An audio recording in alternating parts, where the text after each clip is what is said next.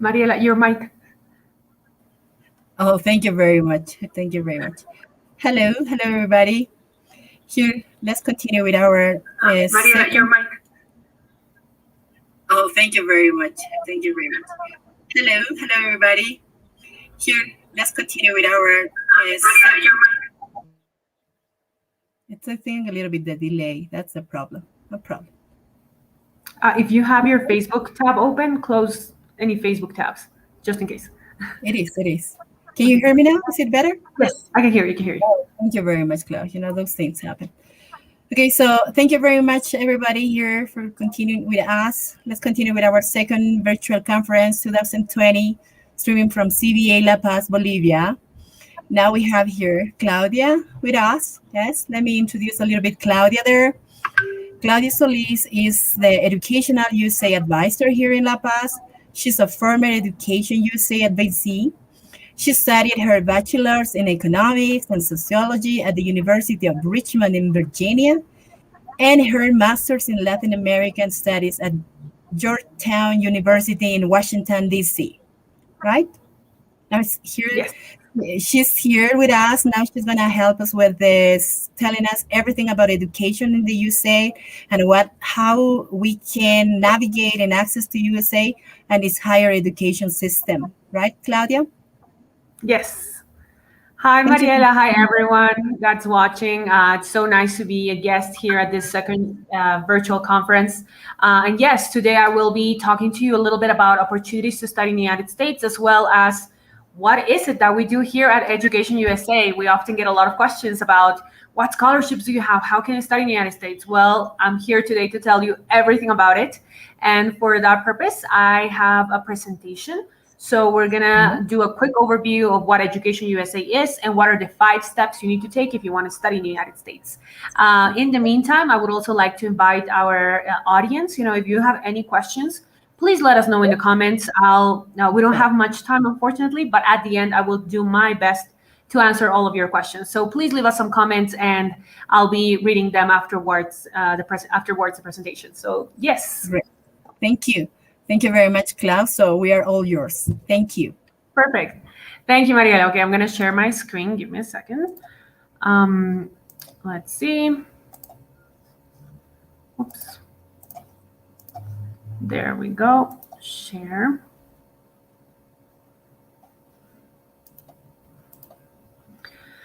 Okay, everyone. So let's go into the presentation. 5 steps to study in the United States. So first of all, let's go with the main question. What is Education USA? What do we do in the office? What's my job? How can I help you to study in the United States? Well, Education USA is a program from the State Department of the US government that seeks to support students in Bolivia that want to study in the United States. The first thing you need to know is that we are the official source for information on higher education in the United States. So no matter what institution you're thinking of, your first step should be Education USA because we are the official source. I want to let you know that we work with local students. We work with educational institutions like the CBA, as well as other universities and schools. And we, of course, work very closely with universities in the United States. We promote opportunities to study in the United States at an undergrad level, which would be the licenciatura, at a master's level, and PhD. And in some cases, we also guide and help through with short programs like English programs and some leadership opportunities that are out there. So that's what Education USA is about. Now, what services do we offer? What do we do at the office? The first thing you need to know is that we give you advising. That's my main role. That's why I'm here. So as an Education USA advisor, I provide one-on-one advising. So it's kind of like going to the doctor, where you come into my office and we talk a little bit about you, about what are your needs, where are you at, how's your English, how did you do in school or university? I kind of give an assessment of where exactly you are and where do you need to be in order to study in the United States. I also provide group advising, so once I identify students that maybe have something in common, such as they're all applying for undergrad programs or graduate programs, or in some cases, maybe they're applying applying to similar programs. I create groups, and we do a group advising where I give kind of like, group sessions where I talk about all the essentials that you need to know in order to study in the United States. We also offer different workshops on different topics regarding applications to the United States. So, for example, how to write a recommendation letter. Most universities will ask for that, and there's often a question is like, what's the format? How do you do it in the United States? Well, we provide workshops on topics like that. As I mentioned before, one of our partners in all of this are U.S. universities. So, of course, we also work with them in giving workshops. When there's no pandemic, and we normally have universities come all the way from the United States to Bolivia to give us workshops and to tell us about their universities. Right now, everything is virtual, but if you follow us on our Facebook page, you can find a lot of the workshops that we have given in the past. We also have a small but very resourceful library in our offices. Unfortunately, due to the pandemic, our library is closed. However, we do have a virtual library that you can access to through our Facebook page as well. One very important thing to know about our services is that all of our services are free. Yes, you heard that right. All of our services at Education USA are for free. And that's one of the reasons why you also should come to us first if you're thinking about studying in the United States. Now, another question that I often get asked, where are you? Where can I find you? And right now we are located in 5 different centers throughout Bolivia, in the cities of La Paz, Santa Cruz, Cochabamba, Sucre, and Tarija. With the exception of La Paz, all of our centers are located at the CVA. In La Paz, however, we are located at UPB Posgrado in La Cinco de Brajes. Although I have to say that right now our offices are closed. We're working from home. All of our services are virtual at the moment. Hopefully in a few more months, when everyone is vaccinated, we'll be able to go back. But for now, all of our services are virtual. I'll give you more information on how to reach me at the end of this presentation. Okay, now let's go into what brought us here today, 5 steps to study in the United States. Now, in this presentation in particular, I'm going to focus on the first 3 steps, and I'm going to just gloss over the other 2 steps. Let's begin with the first step. Research your options. There are over 4,500 universities or institutions of higher education in the United States. So that's a lot of options that you have out there, which is why we always tell our students, the first thing you need to do if you want to study in the United States is to research the universities, the institutions that you want access to. You need to know what programs do they have. Do they have the program that you're interested in? Do they have financial support? What are the requirements, So because that's often a misconception that students get about what we do at Education USA. Sometimes they come and they ask me, Claudia, can you give me a list of universities where they do this topic, where they're teaching this topic? And I'm like, well, there are over 4,000 universities. I'm not really familiar with all of them.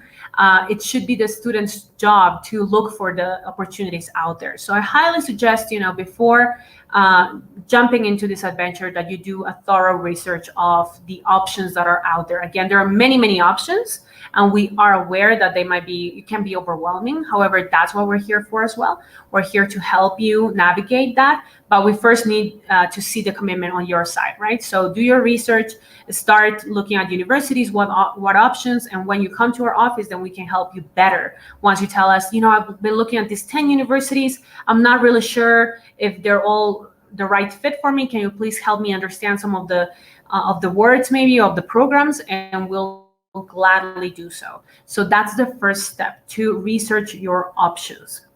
Another thing that you must take into consideration when researching your options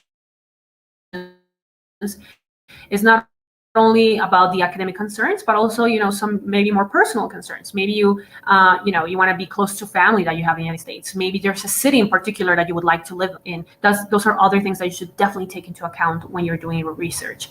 Another thing that you may want to take into consideration is weather, for example. If you have ever been to Florida, that is really hot there. Maybe for someone from Santa Cruz, that would be ideal. Or maybe, you don't really like cold weather, then maybe Boston will not be an option. So those are some of the things that you should look into when you're doing your research. Now, one of the most important things when doing your research is looking for financial opportunities. As you may all know, studying in the United States is not for free. So that's one of the questions that we often get asked.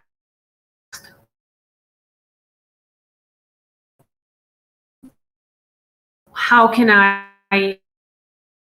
That's one of the main things that you have to look at.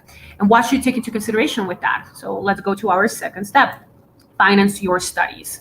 As I said before, education in the United States is not for free. There are many costs that you need to take into consideration before taking this important decision. Some costs that you will need to consider are the application costs. Applying to the universities in the United States is not free.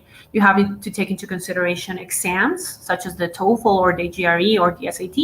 You have to take into consideration also prices for applying to each university, translation, and other things as well. Once you've paid for the application and you've had a successful acceptance to a university, then you have to worry obviously about how much does it cost to pay for the tuition, la matrícula universitaria. How much does it cost to live and eat in the city or the town that I'm going to be at? How much will it cost me to get to those places as well? One other cost that you should take into consideration is emergency expenses. There unfortunately sometimes life happens and we must be ready for those. So we always tell students to take into consideration emergency funds in case anything happens. They are ready to look at those. Now, those are the costs that you should be taking into consideration when budgeting or thinking about studying in the United States. Now, obviously, all of this sums up. It can be a lot. That's when the big question comes in, right? How can I pay for all of this? The first place and the one that I often get asked about is scholarships. What are the scholarships available? Now, there are scholarships, from the universities. There are institutions that also offer scholarships. So, for example, if you're looking at master's programs, you could look at the Fulbright Scholarship. That is a scholarship that comes from the State Department that is handled by the U.S. Embassy here in Bolivia. Or you can also look for other types of financial support, such as the Opportunity Funds Program. That is a program from Education USA that pays only for the application costs. It doesn't cover all the other costs. So, you have to look for those opportunities. But those are not the only places that have scholarships. Actually, one of the main sources for scholarships are the universities themselves. So that's why you need to do a thorough research on the universities and what are the opportunities that they offer for you. Another way to pay for your education can be a job on campus, although these jobs are meant to be only part-time, because at the end of the day, if you're studying in the United States, your main reason to be there is to study, not to work. So, but having a job on campus part-time can sometimes help, pay for some of the costs that you have to pay for. Another source is loans. There are banks offering more loans to students every now and then. So, that's also another option that you can look into. Or you can look at a combination of all of these sources, right? So that's why it's very important that when you're doing your research, you already think of the costs that are involved in paying for your education.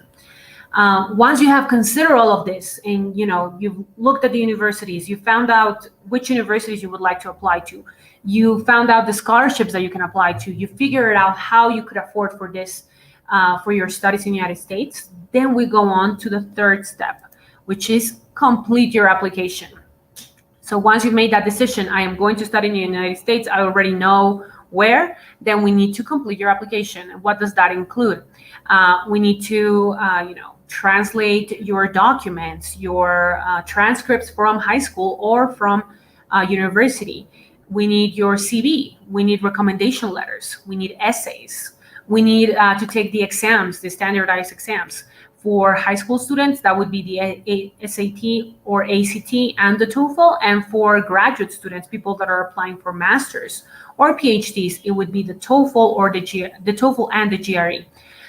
So you need to definitely plan those in advance, because while even if you have a really good English level, it takes time to prepare for these exams. So you definitely want to plan ahead in order to get a good grade and be able to access better financing opportunities in the universities, right?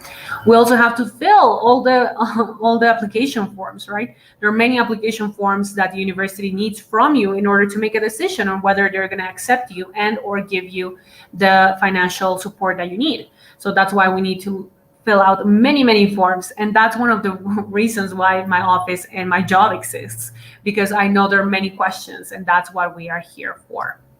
Obviously, once you do this, we need to pay for the application, right? As I mentioned, that's something that's included in this costs of application, right? Normally, each university will charge you a fee in order to review your application.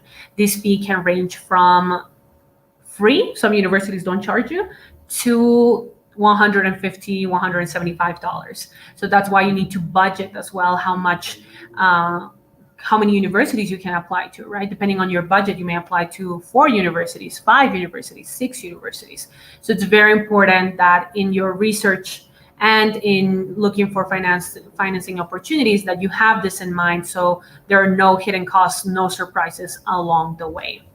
Now, once you have completed your application, you have sent in your transcripts, you have sent in your CV, your letters of recommendation, you've taken the exams, you filled out the forms, then we send those applications to the United States, and then we have to wait.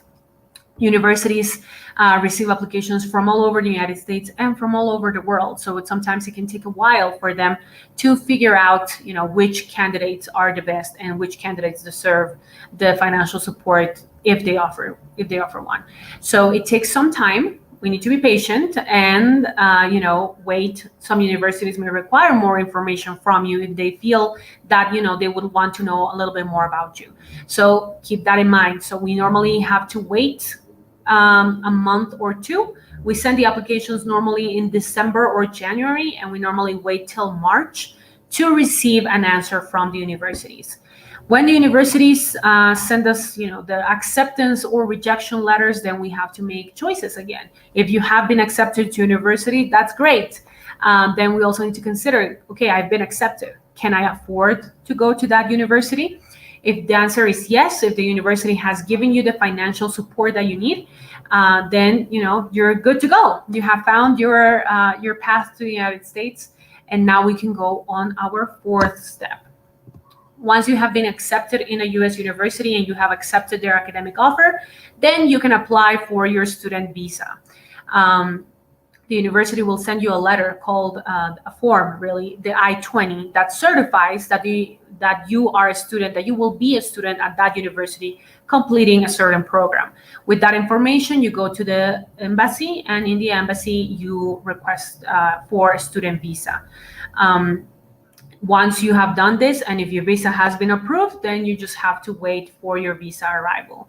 During this process, we understand that students sometimes can get very nervous. So applying for a student visa can be very intimidating as well. However, Education USA is here to help you as well, to guide you through that process, to help you, figure out all these documents that you have to present and whatnot. We're here to help you throughout the process. And, once you go to the embassy and if your visa is approved, then we go to the 5th and final step, which is my favorite step, which is get ready to travel. In this step, we provide help in telling you how is life in the United States, what can you expect, what are the cultural differences that you will see, academic life in the United States, what resources the university has at your disposal, and many other things. I always say, students ask me many questions in this step. How will I wash my clothes? How do I make friends? There are many questions. And in this last step, we're here to help you through that process as well. So those are the 5 steps. As you can tell, it's a lot of work. It's not easy. It takes time, which is why before ending this presentation, I would like to give you my last advice. Preparing to study in the United States is like preparing for a marathon. It's not like running a sprint. No, you're preparing for a marathon. And so you have to be ready. You have to prepare in advance. You don't wake up one day and say, you know what, I'm going to study in the United States and just do it. It takes time. It takes preparation. So if you're seeing this and you've already done your research, then that's great. If this is the first time you're considering about studying in the United States, great. this is the first step definitely to start your research and to start this journey that, while it may take a while and it takes a lot of effort, is definitely worthwhile. With that in mind, I would like now to share with you my information. So again, my name is Claudia Solis. This is the WhatsApp that we have at the office. If you have any questions, please reach us out there in office hours, of course, from 9 to 5, Monday through Friday. And of course, also my email if you would like to send more questions as well. So anyways, I'm going to take some questions. Thank you so much, Mariela and CBA, for the space. Claudia, thank you very much. There are some questions. There is Adriana that is asking if she would apply for a master degree in the US. She's studying psychology. Can she be part of this? Yes, of course. Psychology or physiotherapist? Physiotherapist. Yes. So health-related fields, unfortunately, are more complicated than non-health-related fields. Health-related fields in the United States work very differently than they work here in Bolivia. So we would have to see your case in particular. Normally, it takes more time and it takes more money. Unfortunately, in health-related fields, there are not many scholarships for international students.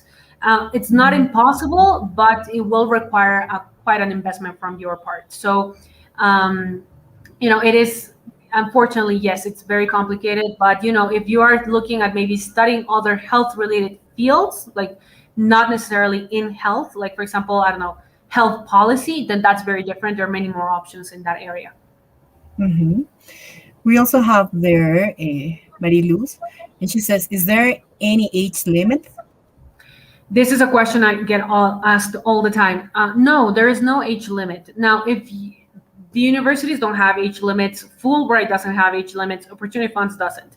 Nonetheless, for students that are applying for their undergraduate, it is ideal that they are, between 18 and 21 years old. But it doesn't, like, if you're not between those ages, then that is not the door is not closed.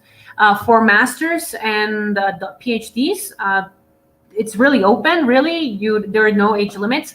But normally the universities and Fulbright, for example, do want to know that after you're done with your degree, you still have a productive life afterwards, right? That you will still have time to work and apply all the knowledge that you're going to acquire in the United States. So that would be the complex answer. Rocio wants to know if you can recommend to apply to more than one university. Absolutely. As a matter of fact, when you're applying to the United States, we recommend that at the very least you apply to 4 universities. Applying to the United States does not guarantee that you will get accepted, nor that you will get financial aid. So the more universities you apply to, the better, obviously, because you have more options. Now, applying to many universities also takes more time. So that's something that you want to take into consideration.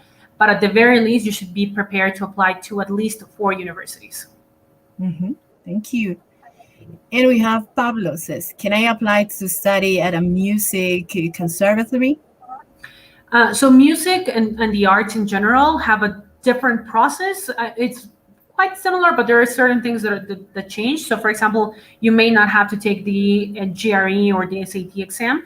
Instead, you will have to send, I don't know, recordings of how you play, or showing your skills in the field that you're in.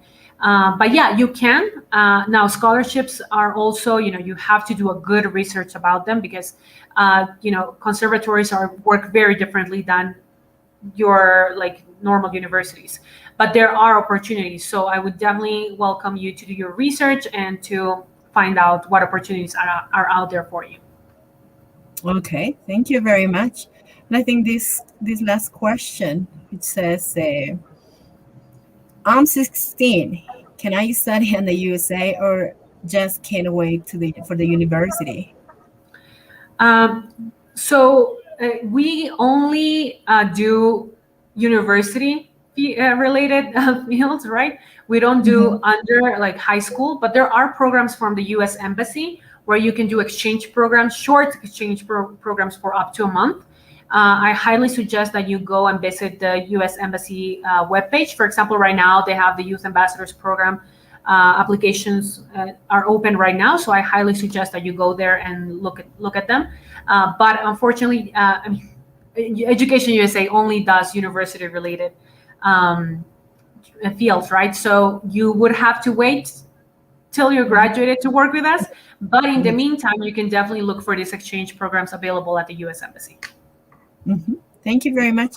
And this is going to be the last. Is there a scholarship that can cover 100% of the expenses if you pass the entrance exam?